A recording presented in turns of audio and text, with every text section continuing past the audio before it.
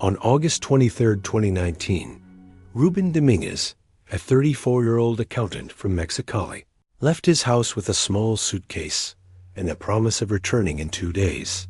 His wife, Fernanda, saw him drive away in his blue Ford Focus towards the road that connects to Tijuana, just 180 kilometers away.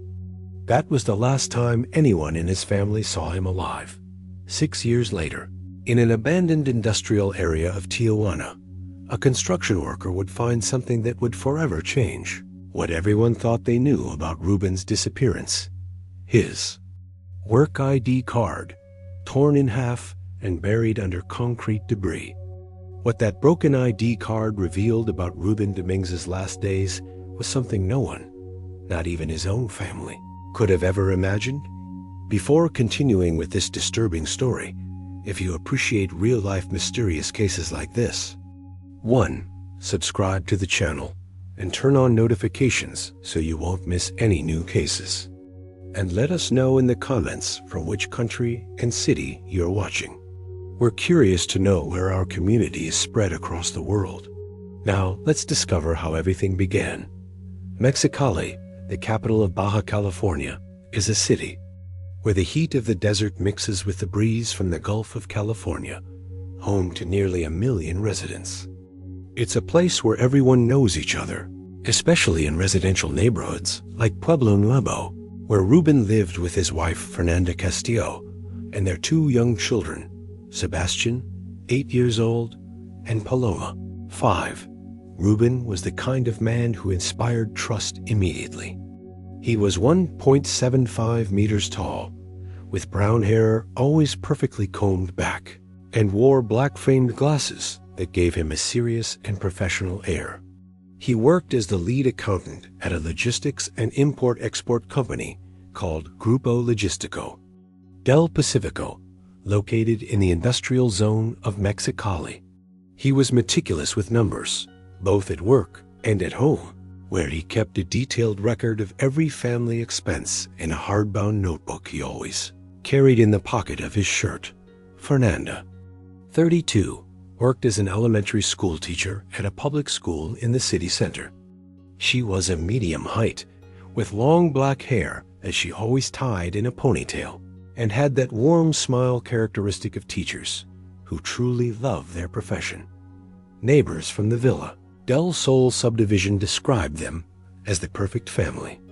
They were never heard arguing, always greeting everyone cordially, and Rubén kept his garden immaculate, watering his roses every morning before going to work. Rubén's routine was unchanging.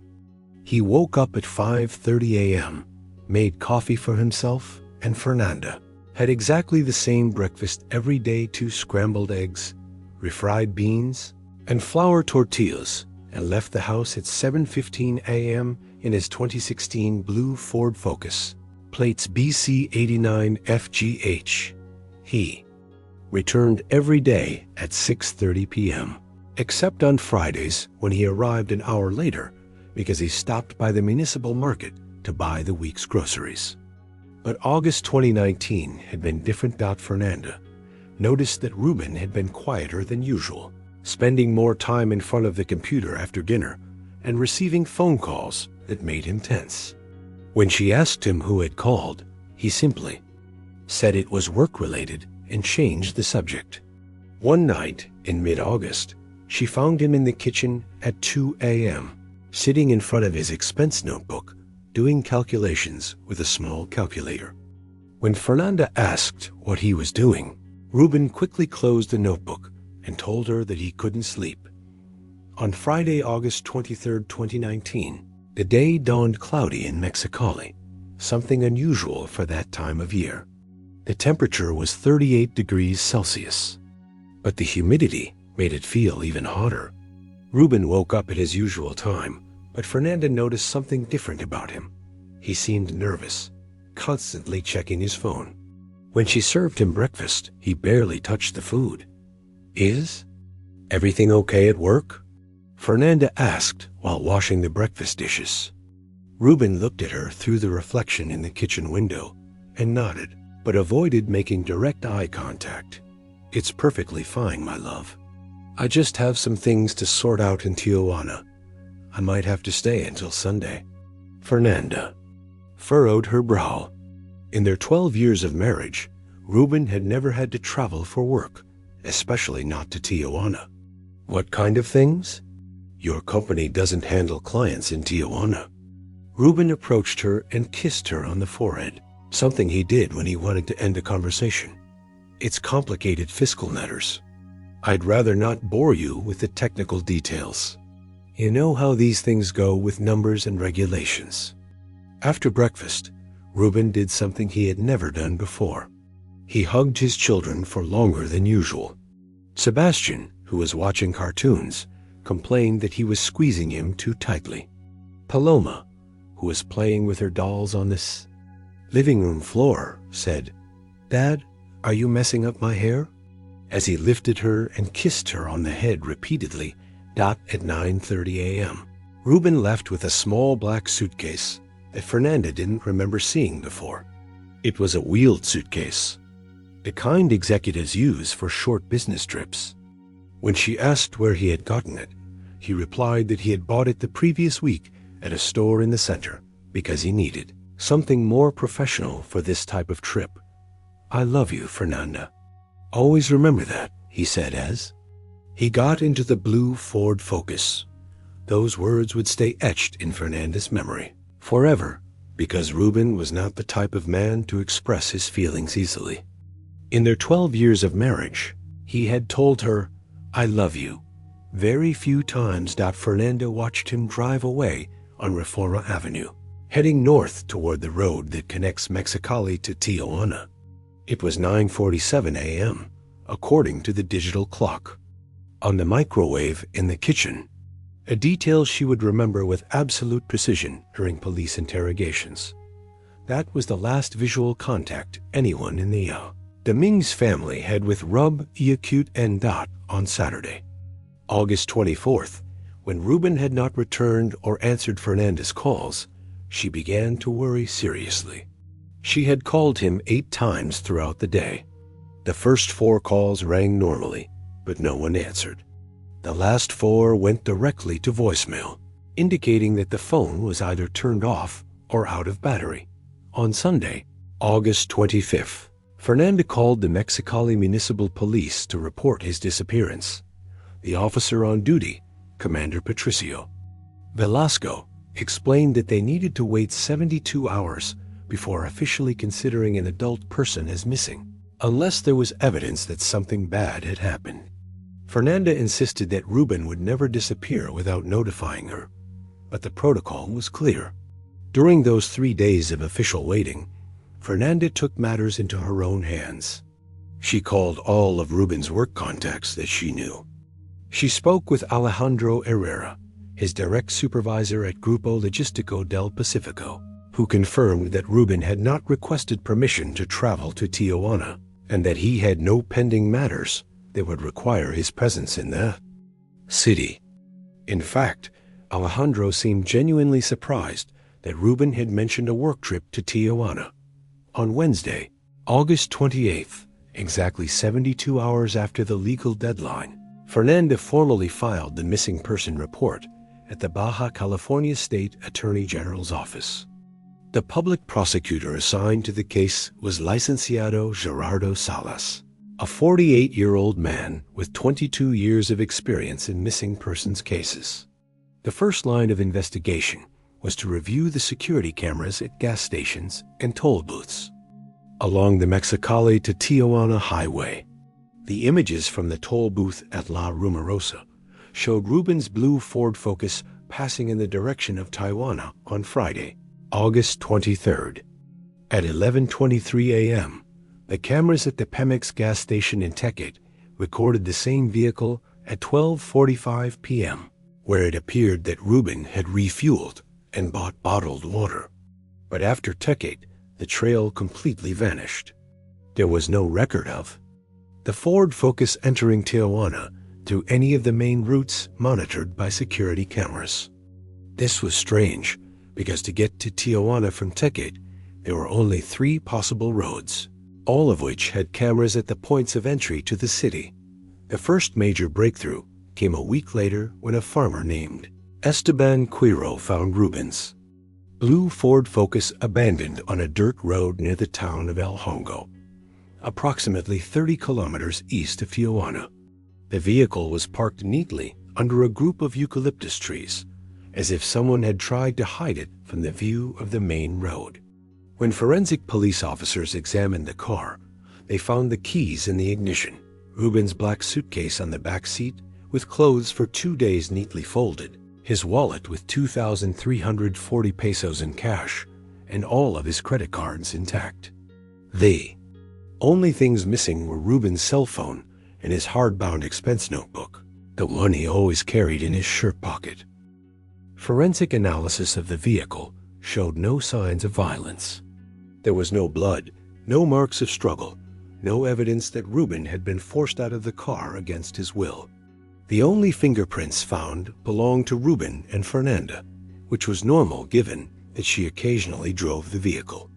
The analysis of the car's GPS history showed that it had arrived at that location on Friday, August 23rd, at 2:17 p.m. and had not moved since. This meant that between 12:45 p.m., when Rubén was seen at the gas station in Tecate, and 2:17 p.m., when he arrived in El Hongo, Rubén had driven for 1 hour and 32 minutes on secondary roads, deliberately avoiding the main routes to Tijuana. During the first 6 months of the investigation, Licenciado Salas pursued all possible leads. He interrogated family members, friends, co-workers, and neighbors. He reviewed Rubén's bank accounts for unusual transactions. He investigated whether Rubén had any debts with informal lenders or problems with drug dealers. He analyzed his internet browsing history and phone calls. Everything pointed to Rubén having disappeared voluntarily. There was no evidence of kidnapping, no ransom demand, and no known enemies who could have harmed him. But there was also no evidence that he had planned to start a new life elsewhere. His bank accounts showed no large withdrawals of money in the days leading up to his disappearance. He hadn't bought bus or plane tickets, nor had he contacted real estate agents or moving companies. The most puzzling aspect of the case was a complete absence of motives. Rubén had a stable job with a monthly salary of 18,000 pesos, which in 2019 was considered a good income for an accountant in Mexicali. His marriage to Fernanda seemed solid. Neighbors and family confirmed that. They had never witnessed serious arguments between them. There was no evidence of infidelity on either side. Rubén had no known vices like gambling, alcohol, or drugs. Fernanda went from initial desperation to a fierce determination to find answers. She hired a private investigator named Mauricio Aguilar, who had worked for 15 years in the federal police before establishing his own investigation agency. Mauricio came to the same conclusions as the official authorities. Rubén had disappeared voluntarily, but the reasons remained completely unknown. The first 2 years were the most difficult for the family. Sebastian, who was 8 years old when his father disappeared, developed behavioral problems at school. He became aggressive with other children, and his grades dropped dramatically. Paloma, 5 years old, constantly asked when her dad would return, and Fernanda didn't know what to answer her. Economically, the situation became precarious. Fernanda's salary as an elementary school teacher was 9,500 pesos a month, less than half of what Rubén earned. She had to sell the Ford Focus, which had been recovered by the authorities after forensic analysis, to pay off debts and move to a smaller house in the same subdivision. Rubén's parents, Octavio Domínguez and Esperanza Jiménez, never accepted the theory that their son had voluntarily abandoned his family. Octavio, a 67-year-old man who had worked his whole life as a mechanic, insisted that something bad had happened to Rubén. "My son would never have left his children," he constantly repeated. "They did something to him, I'm sure." Esperanza, 63, developed a nearly religious routine of visiting all the morgues in Baja California every 3 months, checking photographs of unidentified people who had been found dead. She also kept in touch with organizations for families of the disappeared. She attended marches and demonstrations and had posted her son's case on several websites dedicated to missing persons. Rubén's younger sister, Cecilia Domínguez, who lived in Tijuana working as a nurse at the General Hospital, had dedicated her days off during the first 2 years to traveling through popular neighborhoods in the city, showing photographs of her brother to shopkeepers, taxi drivers, restaurant workers, and anyone who was willing to look at them. She never found anyone who remembered having seen him. In 2021, 2 years after the disappearance, the case was officially considered closed due to lack of new evidence. Licenciado Salas had been transferred to another department, and the file was assigned to a cold case office where it received virtually no active attention. Fernanda tried to rehire private investigator Mauricio Aguilar, but she no longer had the financial resources to pay him. During 2022 and 2023, the family's life had begun to stabilize into a new normal.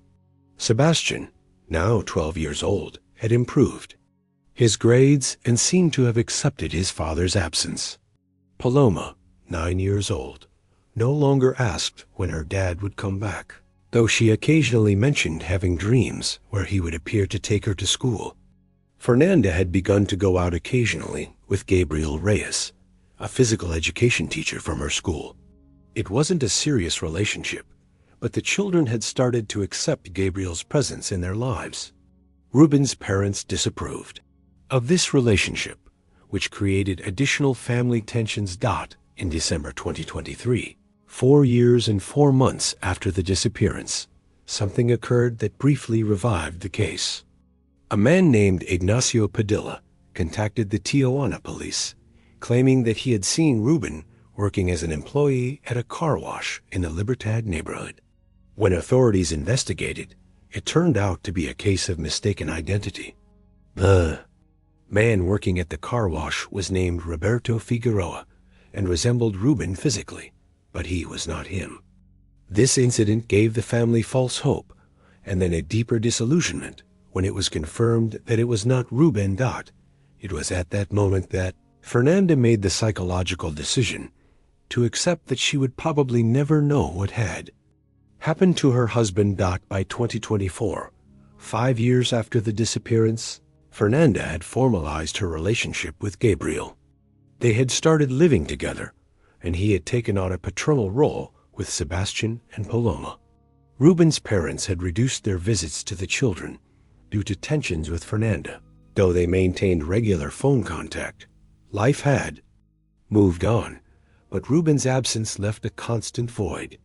His absence was felt at family dinners, at school parent meetings, at the children's birthdays, in every important decision that Fernanda had to make alone. It was as if the family had learned to live with a ghostly member, someone who was present in their absence. But on March 15, 2025, exactly 5 years, 6 months, and 20 days after Rubén's disappearance, something would happen that would forever change what everyone thought they knew about this case. Arturo Velasco was a 41-year-old construction worker who had spent the last 15 years of his life building buildings, paving streets, and demolishing old structures in Tijuana.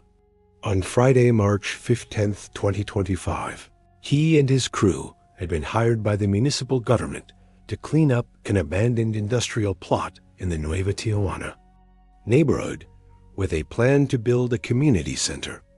The land had been the location of a furniture factory called Maderas del Pacifico for decades, which had closed in 2018 when the company declared bankruptcy.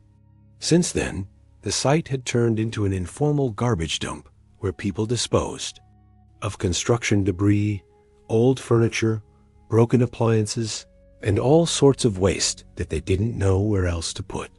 The morning was cool, with a temperature of 16 degrees Celsius and a light breeze coming from the Pacific Ocean. Arturo and his 5 coworkers had started at 7 a.m.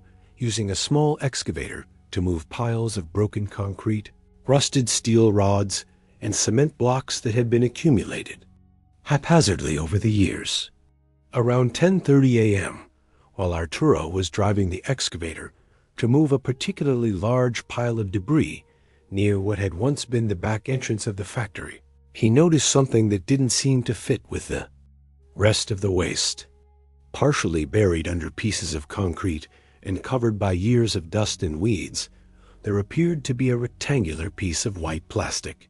Arturo stopped the excavator and shouted to his coworkers, "Hey, come see this." His voice had a tone of concern that made the other workers immediately stop what they were doing. Gonzalo Heredia, the crew supervisor, was the first to approach. "What did you find?" he asked while taking off his work gloves to examine the object more closely. Arturo had gotten off the excavator and was carefully removing the debris with his hands. "It looks like an ID card or something, but it's broken in half." Indeed, what they had found was an employee identification card, but it was cleanly broken in half, as if someone had folded it repeatedly until it broke.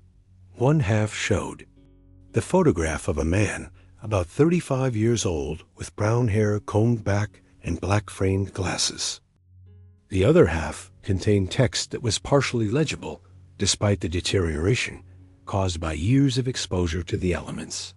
Gonzalo took both pieces of the card and examined them carefully. On the back of one half, he could partially read Grupo Logistico D, and below it, Rubén Domínguez Jiménez, along with numbers that appeared to be an employee code. "Doesn't this name seem familiar to you?" Gonzalo asked Arturo, who had a better memory for these kinds of things. Arturo furrowed his brow and concentrated for a moment. Rubén Domínguez, Rubén Domínguez. Wait, wasn't that the name of that man who disappeared a few years ago? My wife always watches those missing persons shows on TV, and I swear I remember that name. The other workers had gathered around to see the discovery. Hector Salinas, a 55-year-old man who had lived in Tijuana longer than anyone else, nodded slowly. "Yes, I also remember something about that. He was from Mexicali, I think. His photo used to appear in the newspapers a few years ago," said Hector Salinas, one of the workers. Gonzalo decided to stop the work immediately and contact the authorities using his cell phone. He called the emergency number 911 and explained the situation.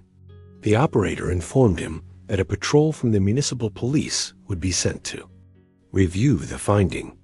At 11:45 a.m., 2 police officers arrived, Commander Diego Vega and Officer Leopoldo Contreras.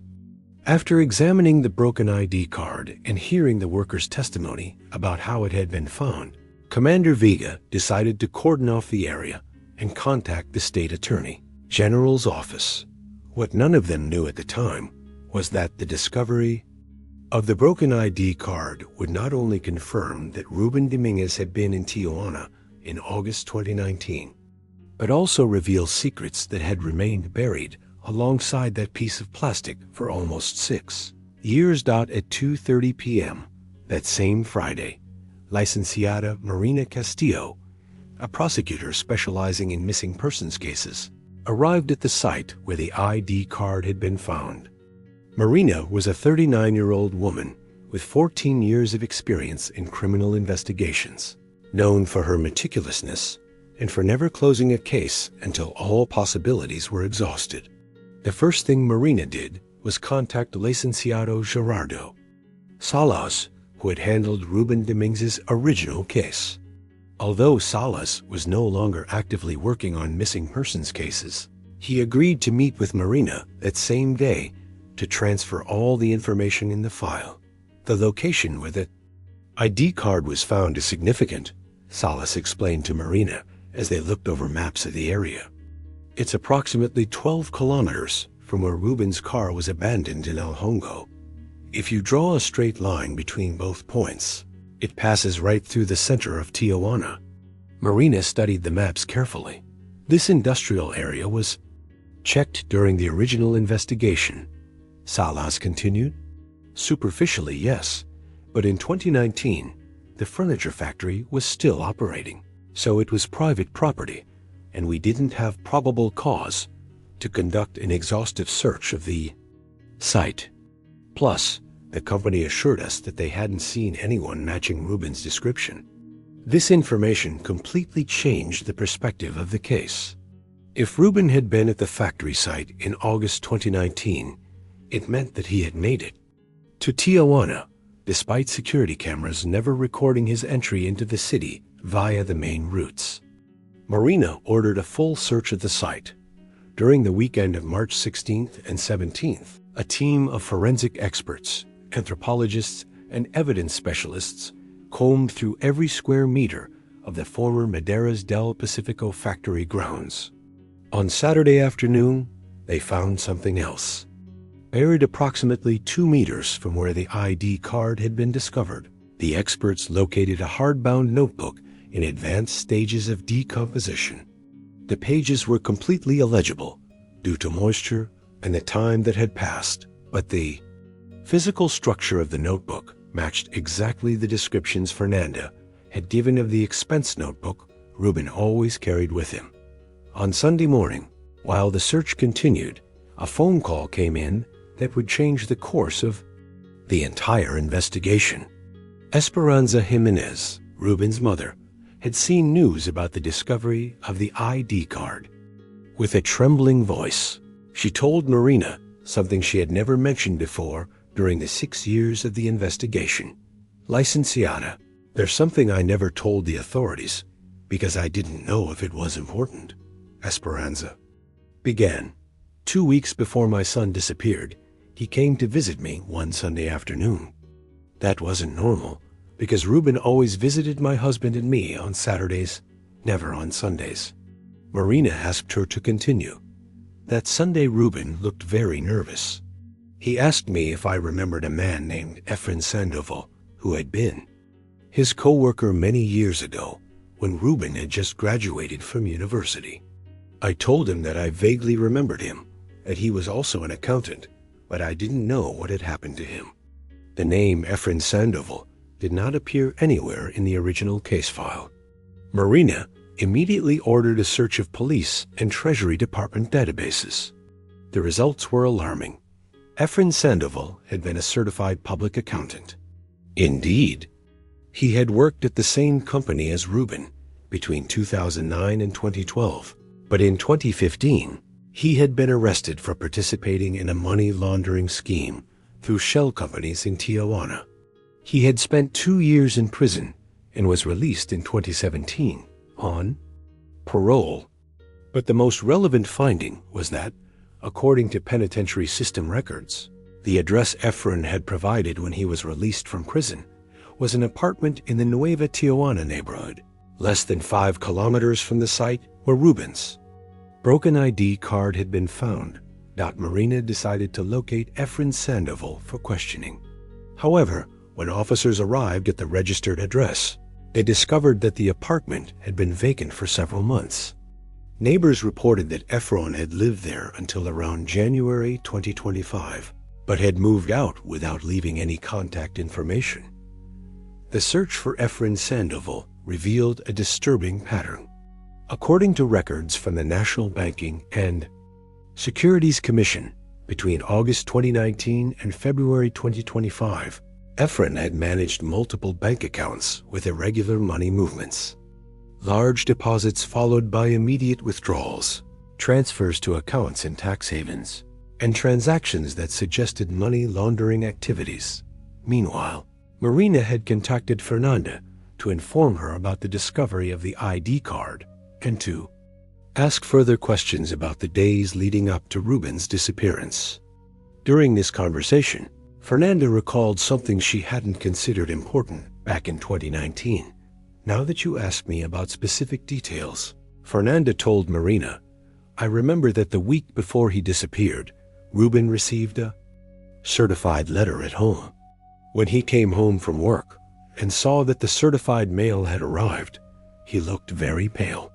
He opened the letter, read it quickly, and then burned it in the backyard. He burned the entire letter. I thought nothing of it at the time. But the next day, while I was watering the plants, I found a little piece of paper that hadn't burned completely. It had part of a name printed, Efren Sando, and below, some numbers that looked like a phone number, but they were incomplete. Marina felt that all the pieces were starting to fall into place. Rubén had received a letter from Efren Sandoval the week before he disappeared. He had been nervous and worried. He had traveled to Tijuana, lying about the reasons for the trip. His ID card had appeared near Efren's last known address. And Efren had disappeared from Tijuana around the same time the investigation into Rubén had been reopened. On Monday, March 18th, Marina managed to obtain a court order to review Efren Sandoval's phone records from July and August 2019. The results confirmed her suspicions. There had been 5 phone calls between Efren's number and Rubén's number during the second half of August 2019. The last call was on Thursday, August 22nd at 9:23 p.m., exactly 12 hours before Rubén left his house heading to Tijuana. But the most revealing information came when Marina was able to access the financial records of the company where Rubén worked. Grupo Logístico del Pacífico had undergone a fiscal audit in July 2019, and the results showed irregularities in accounts receivable and accounts payable that could indicate tax evasion or money laundering. Alejandro Herrera, Rubén's direct boss, had initially denied any knowledge of irregularities within the company. But when Marina formally interrogated him under oath, he revealed information he had been hiding for 6 years. Yes, I knew something strange was going on, admitted Alejandro. In July 2019, Rubén came to my office very nervous, saying he had found inconsistencies in the accounting records going back several years. He showed me documents suggesting that someone had been creating false invoices and diverting money from the company's accounts. Why didn't he report this to the authorities when Rubén disappeared? Asked Marina. Because Rubén asked me not to say anything until he could investigate further, Alejandro replied. He suspected who might be involved, but he needed more evidence before making any accusations. After he disappeared, I reviewed the documents he had shown me, but they were gone from his desk. This revelation completely changed the nature of the case. Rubén had not disappeared voluntarily to abandon his family. He had uncovered a network of corruption and money laundering involving his former company and his ex-colleague, Efren Sandoval. When he attempted to investigate further, he became a threat, and someone decided to eliminate him. On Tuesday, March 19, 2025, Marina received the call she had been waiting for. Financial intelligence analysts had managed to track Efren Sandoval through bank transactions made with a debit card in Ensenada, Baja California. The transactions showed a pattern of someone who had been living quietly but steadily in the coastal city for the past 2 months. At 6 a.m. on Wednesday, March 20th, a joint operation between the State Attorney General's office and the local ministerial police located Efren Sandoval in a small apartment in the Colonia Obrera neighborhood in Ensenada. When the officers knocked on the door, Efren initially denied his identity, but confirmation came immediately when the agents compared his physical appearance to photographs from his prison record. Efren Sandoval was 43 years old, stood 1.68, and tall, was of a slim build, with black hair that had begun to gray at the temples, and a scruffy beard he didn't have in the 2019 photos. His eyes showed the weariness of someone who had been on the run for a long time. When Marina arrived in Ensenada at 10 a.m. to conduct the interrogation, she found a man who seemed relieved that he had finally been found. During the first 2 hours, Efren remained silent, constantly asking to speak with a lawyer. But when Marina showed him the photos of Rubén's broken ID card and explained all the evidence they had gathered, Efren's resistance began to crumble. I didn't want things to end like this. were the first words Efron spoke after hours of silence. Rubén was a good man. All of this got out of control. Marina activated the recorder and began the formal interrogation. With a trembling voice, Efron started to tell a story that had remained buried for almost 6 years. In 2012, when I left Grupo Logistico del Pacifico, I took information about the accounts of several of the company's important clients. These were companies that dealt with a lot of cash and needed creative accounting services to reduce their tax obligations. Creative accounting? Money laundering, licenciata, let's call it what it is. I created fake invoices, shell companies, and money movements that made these companies' earnings appear smaller than they actually were. Efron explained that for years he had operated a money laundering network from Tijuana using front companies and fake bank accounts. The business had grown so much that by 2019 he was handling approximately 2 million pesos in illegal transactions every month. The problem was that to make the operations believable, I needed official documents that looked legitimate, real. Company invoices, bank statements that matched official records, that kind of thing. How did you get those documents? Marina asked. At first, I forged everything, but it was very risky and there were many inconsistencies. So, I came up with a better idea: use real information from legitimate companies, but alter the amounts and the concepts. Efron had begun to infiltrate the accounting systems of Grupo Logistico del Pacifico, where he had worked and knew the passwords and security procedures. For years, he had used real company information to create fake documents that he used in his money laundering operations. In July 2019, Rubén discovered what was happening. He was too smart and meticulous with the numbers. He began to notice that there were transactions in the company's records that didn't match the actual operations. How did you know Rubén had discovered the scheme? Marina asked. Because he called me, Efron admitted, his voice faltering. On August 15, 2019, I received a phone call from Rubén. He told me that we had been co-workers and that he wanted to talk to me about something important related to Grupo Logistico del Pacifico.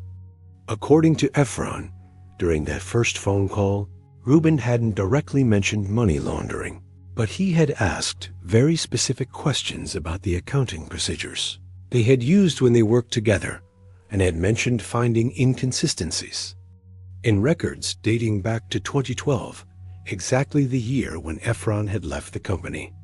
I knew he had discovered what I was doing, Efron continued. Rubén was too smart not to connect the dots. During the following week, Efron and Rubén had 4 more phone conversations. Rubén had initially tried to be subtle, but gradually began asking more direct questions about the financial operations Efron was handling in Tijuana. In the call on August 22nd, Rubén was completely straightforward with me. He told me he knew I was using information from Grupo Logistico del Pacifico for illegal operations, and that he had documents to prove it. What did you say to him? Marina asked. I told him he was wrong, that I didn't know what he was talking about, but he insisted. He told me he wanted to meet with me in person to show me the evidence he had gathered and to give me a chance to explain myself before reporting everything to the authorities. That had been the perfect trap. Rubén, with his honest mindset and belief that there was always a legal solution to any problem, had offered Efron the opportunity to resolve the situation civilly. He didn't realize he was putting his life in danger.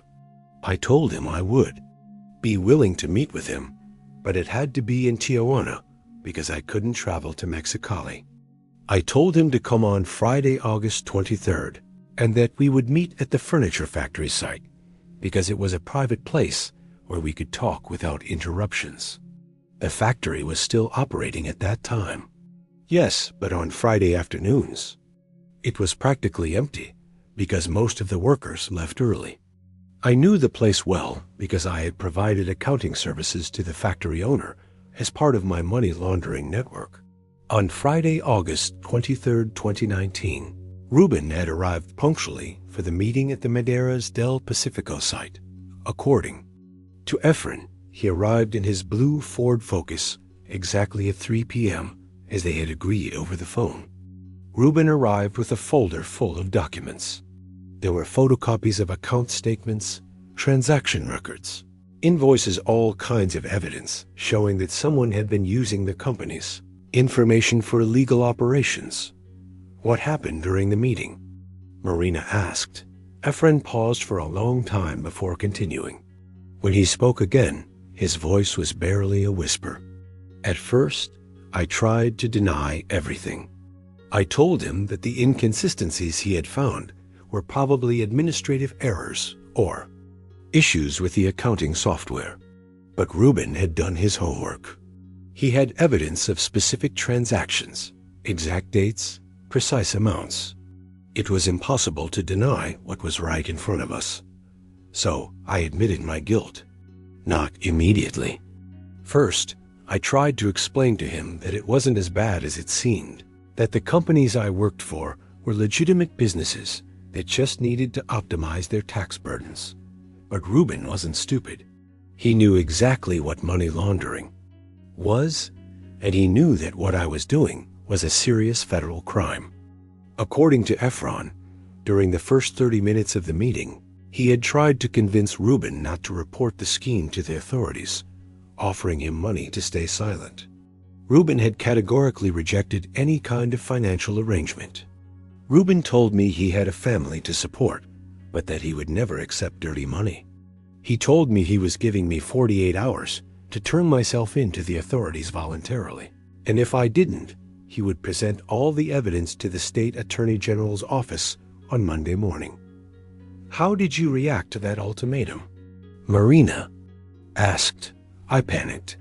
If Rubén reported the scheme, not only would I lose all the money I had accumulated over the years, but I would also go back to prison for a long time. Besides, the people I was laundering money for weren't the kind to forgive someone who put their operations at risk.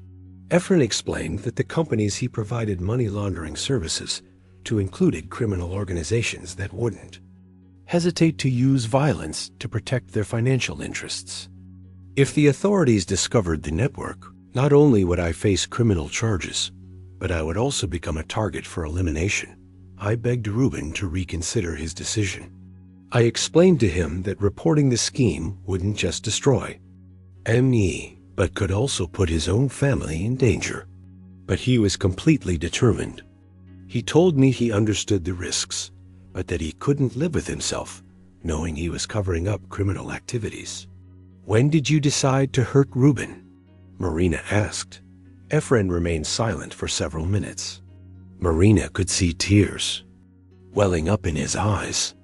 It wasn't a conscious decision, he said finally. It was a moment of total desperation. Rubén had put all his documents back in the folder and was walking to his car.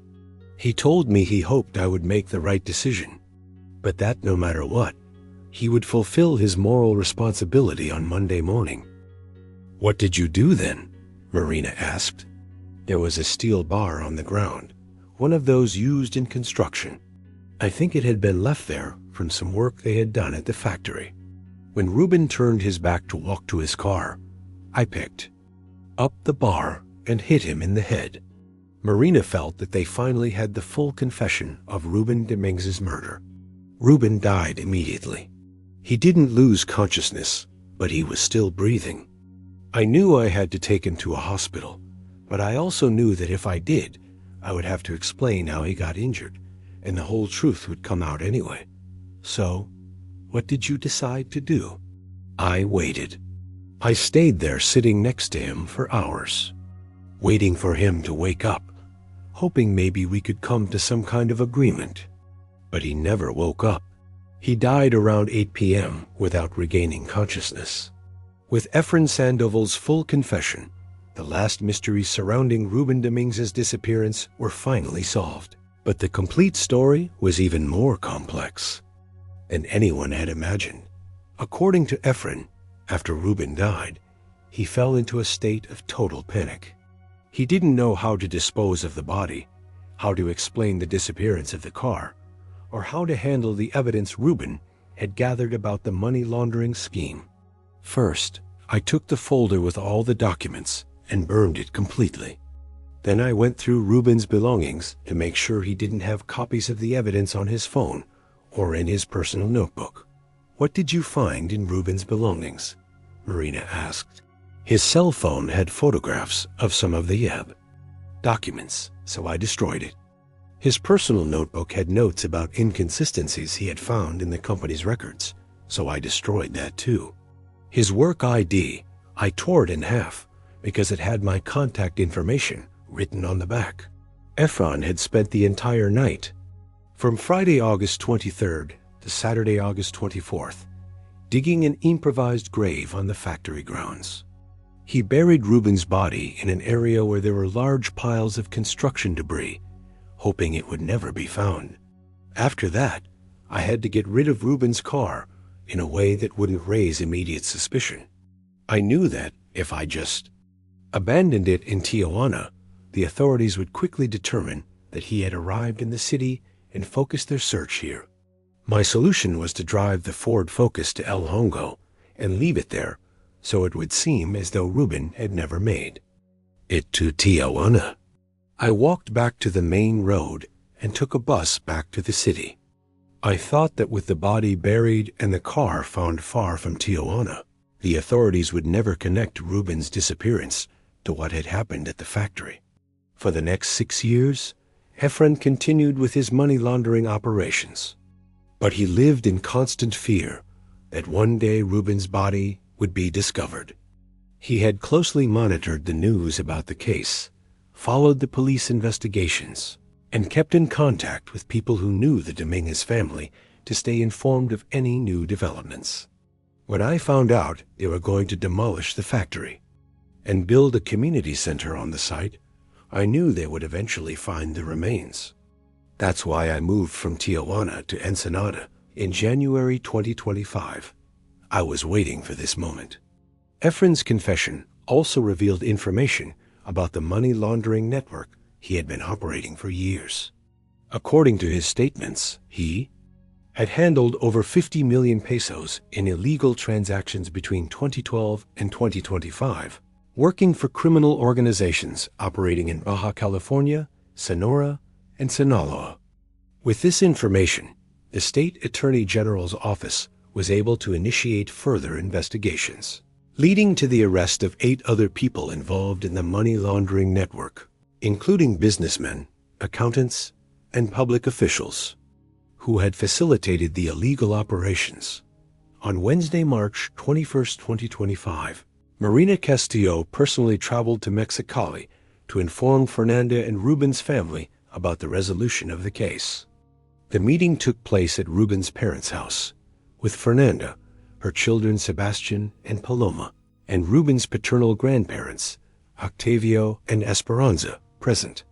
When Marina explained that Rubén had been murdered while trying to do the right thing by reporting criminal activities, the family's reaction was a mixture of relief and deep sorrow. Relief from finally knowing the truth, but sorrow at confirming that Rubén was dead and would never come home. "My son was an honest man," said Octavio, tears in his eyes. "I always knew something bad had happened to him, because he would never have abandoned his family." Esperanza hugged Fernanda and said, "Now we know that Rubén didn't leave us voluntarily. He died because he was a man of principles who wasn't willing to cover up corruption." For Sebastian, now 14, and Paloma, 11, the news was hard to process. For 6 years, they had lived with the uncertainty of not knowing if their father had abandoned them, or if he had been the victim of some crime. Knowing the truth gave them closure, but it also confirmed that they would never see their father again. Fernanda made the decision to be completely honest with her children about the circumstances of their father's death. "Your dad died because he was a brave man who wasn't willing to tolerate injustice, even if that meant putting his own safety at risk," she explained to them. On Thursday, March 22nd, Efron Sandoval was formally charged with manslaughter, money laundering, money laundering, operations, and organized crime. His defense lawyer had tried to negotiate a plea deal for a reduced sentence, but the prosecution rejected any type of negotiation due to the seriousness of the crimes. On Friday, March 23rd, exactly 6 years after Rubén's disappearance, authorities began an exhaustive search on the site of the former furniture factory to locate the remains, using ground-penetrating radar and dogs trained to detect human remains. The local forensic team located the burial site in less than 4 hours. Rubén Domínguez's remains were found exactly where Efren had indicated, buried 1.5 meters deep under construction debris. Preliminary forensic analysis confirmed that the cause of death was severe cranial trauma, consistent with having been struck with a blunt object, such as the iron bar Efren had described. On Saturday, March 24th, after all necessary forensic procedures were completed, Rubén's remains were handed over to his family so they could finally give him a dignified burial. Rubén Domínguez's funeral took place on Tuesday, March 27, 2025, at the parish of Nuestra Señora de Guadalupe in Mexicali.